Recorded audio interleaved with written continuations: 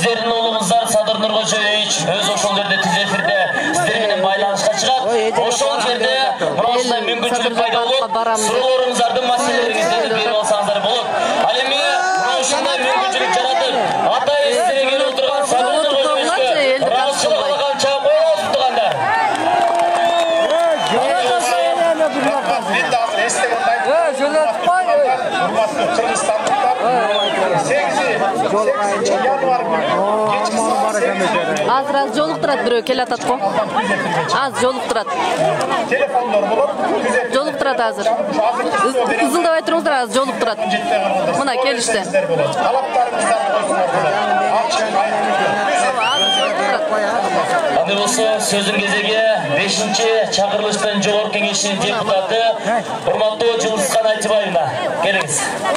Жөнөт койгула ошондо эне бир жолу го. Башка кийген азыр. Мына мен ручка жок. Кара сулуктар. Менин жердештерим. Ак эмгек менен дамталган бактасы жүзүм. Дарбыз колу менен дамталган эл тартиби бар эл болот. Тартипти сактасак.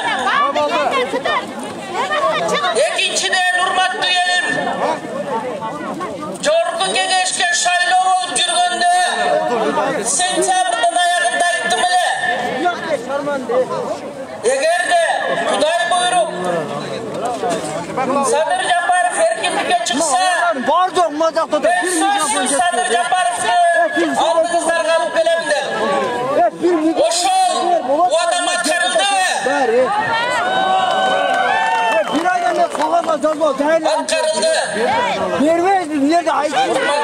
Кыргызстандыктар, мекендештер, жердештер, Кыргыз элинин тарыхында биринчи жолу урууга бөлүнбөй, регионго бөлүнбөй, улут улутка бөлүнбөй, карапайым калк өзүнүн ишенген, өзү үмүт арткан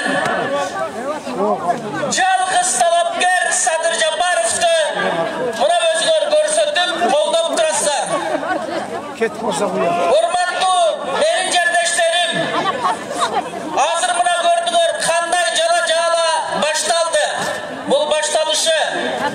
Кудай буйруп силер колдоп 10 январда баргар бир муштумдай болуп түйүлүп, Садыр Жапаров президент болгондон кийин мындан ары ошол президент болгондон кийин биз колдошубуз керек. Анткени бир топ саясатчылар, бир уч бай